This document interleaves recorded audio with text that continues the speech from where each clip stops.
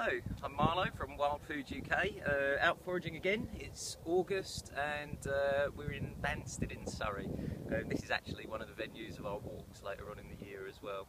We've just been picking some field mushrooms. There are plenty of these around here. The fields are a mosaic of mushroom rings at the moment, mostly field mushrooms. Like I say, there's plenty of them around, but there's also some of these.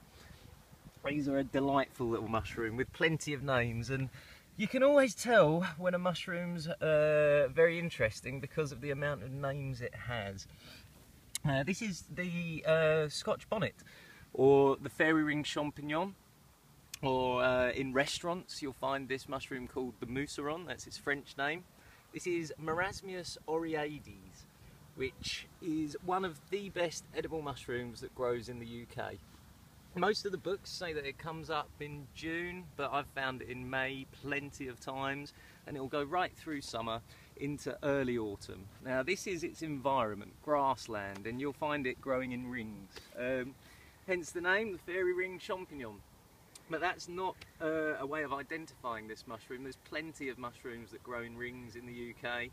A couple that will grow in grassland that are very poisonous. One called the Clitocybe rivulosa, and another called the Clitocybe dealbata, which the books say to be careful of when you're picking this mushroom, but there's a few key differences which I'll show you now so that you can identify the mousseron, the fairy ring champignon, safely.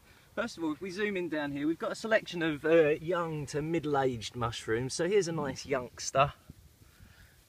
You can see it growing. They've always got, well, most of the time they've got a little sort of umbo on the cap there, and you can see it more pronounced on this one here, and then on this more mature one here, which has dried out a little bit, and the same over there. And you can see this sort of sandy, browny, honey coloured sort of cap. Now the rivulosa and the dealbata, the two poisonous ones that will grow in rings in grassland, they both are mainly white, but the caps will sun blush a little bit off white, sort of close to this colour, and you can find this mushroom looking a little bit paler. Now, as I said, this mushroom I find it in May. The books say mainly it comes out in June and through summer, but early doors in May and June and July, you're pretty safe picking this mushroom because the rivulosa and the dealbata don't come out until the end of summer, sort of beginning of autumn normally.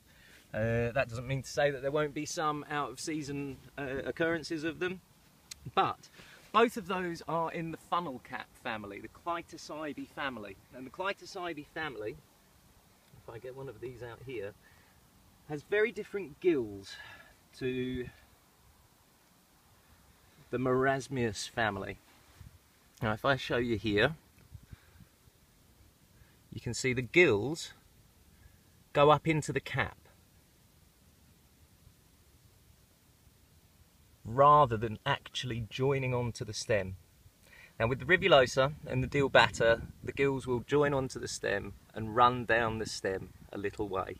So that's an easy way to identify them. Now, chefs absolutely love this mushroom.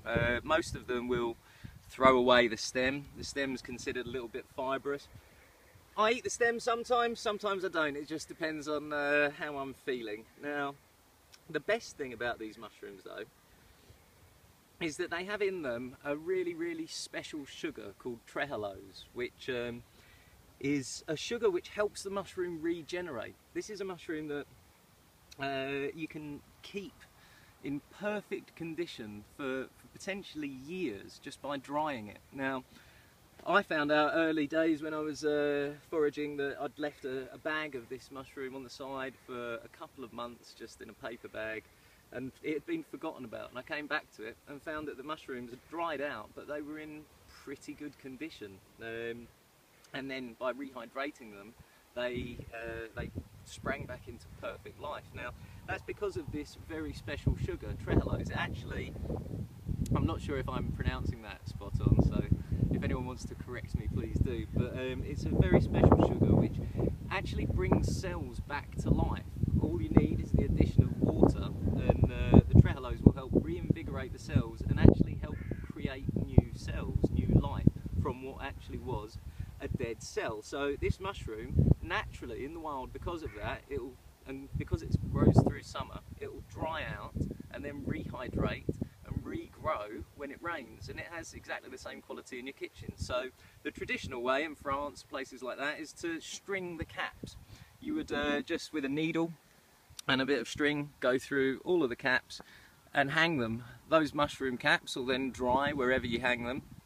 You don't need to put them in a dehydrator or anything like that.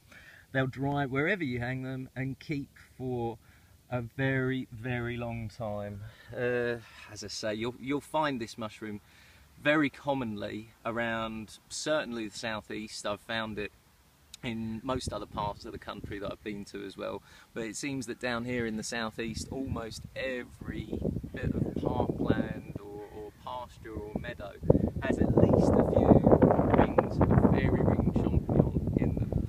The taste is lovely and sweet and a little bit nutty, and you can actually have a nibble of them raw,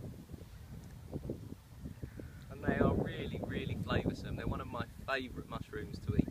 A little chef's trick, one of the chefs that we've spoken to in the past said try chucking in some crushed up coriander seed when you fry them, and we did, and that works really, really well. The flavours just seem to mix perfectly. But Mousseron, you will find them absolutely everywhere in grassland, pretty much all throughout the UK, from May through to November, so they're a fantastic mushroom to know. If you want to find out more, go to www.wildfooduk.com.